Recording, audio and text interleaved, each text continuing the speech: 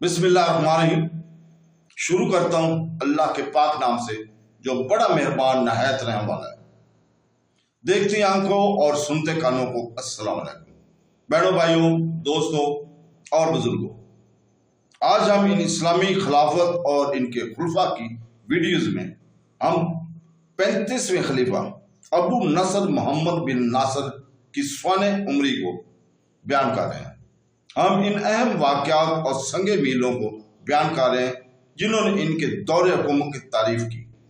नीज इन सकाफती और सियासी असरात को बयान कर रहे हैं जिन्होंने इनकी क़यादत को तश्कील दिया।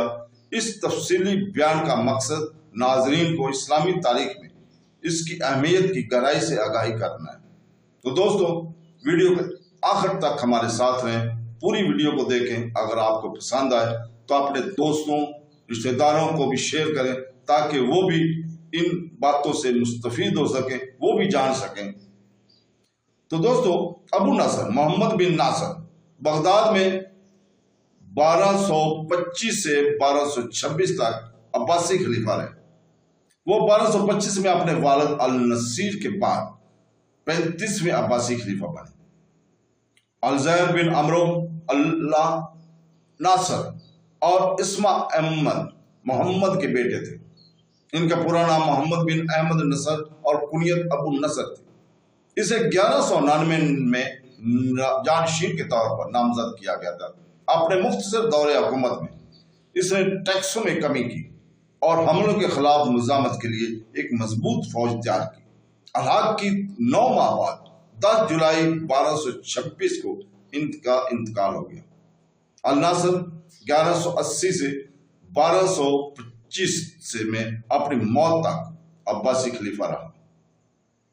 इनके वालिद ने खिलाफत को इसके कदीम गालिब किरदार में बहाल करने की कोशिश की। मुअर्रिख अंजीला बार्टीन के मुताबिक अल नसीर आखिरी मुअस्सर अब्बासी खलीफा था। जब यह मालूम हुआ कि चंगेज खान खुराजम की तरफ बढ़ रहा है तो जलालुद्दीन ने अपने वालिद को सरदरिया के करीब एक फैसलाकुन जंग में मंगोलों से मिलने की तजवीज पेश की। ताहम मोहम्मद दोम ने अपने मजबूत किलों पर भरोसा किया और फौजें जमा नहीं की, बल्कि अपनी सुल्तानत के बड़े शहरों में तकसीम किया। दरिसना मंगोलों ने तेजी से एक के बाद एक शहर ले लिया। 1220 के आगाज में बुखारा गिरा।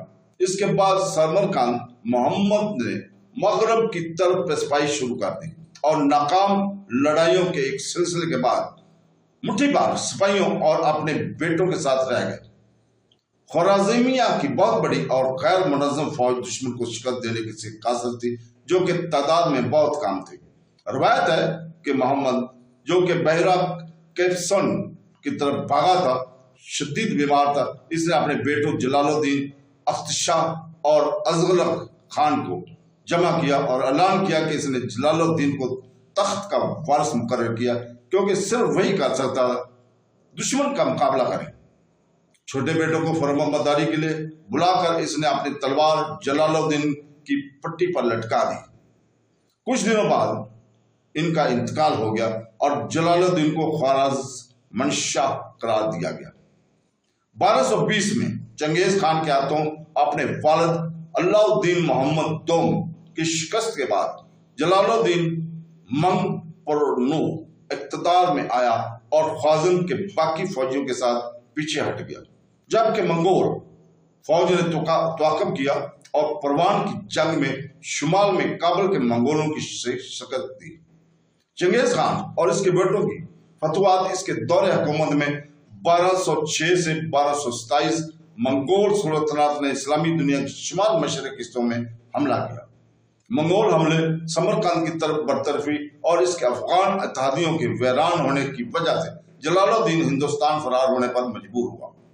ताहम दरिया सिंध के किनारे मंगोलों ने इसका साथ दिया और इसकी फौजों को हजारों पनाह गजीनों के साथ सिंध की जंग में मार डाला।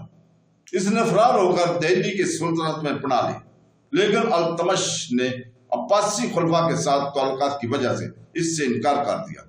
हरात, गजनी اور مرو کے شہروں کو منگولوں نے اس کی مزاحمت یا بغاوت کی وجہ سے تباہ اور قتل عام کیا۔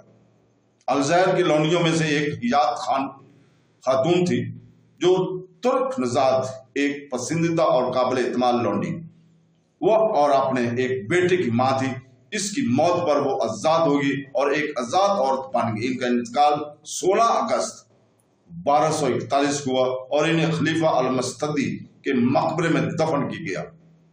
ان کی ایک اور لونڈیاں باب جوہر تھی، وہ ایک ترک غلام تھی جو الزہر کی بھی پسندیدہ تھی۔ اس کا انتقال 1 اگست 1241 کو ہوا اور اسے رصافہ قبرستان خلیفہ کے مقبروں میں دفن کیا گیا۔ اس کی ایک اور لونڈی ایک ترک غلام تھی، وہ مستقبل کے خلیفہ المستنصر کی والدہ تھی۔ الزہر کا دوسرا قابل ذکر بیٹا ابو القاسم احمد تھا۔ تو دوستو، بہنوں، بھائیوں اور بزرگوں، ہم کل عباسی خاندان کے 36ویں خلیفہ المنتصر باللہ کی سوانح حیات کو بیان کرنے جا رہے ہیں۔ تو کل تک کے لیے اجازت، اللہ حافظ۔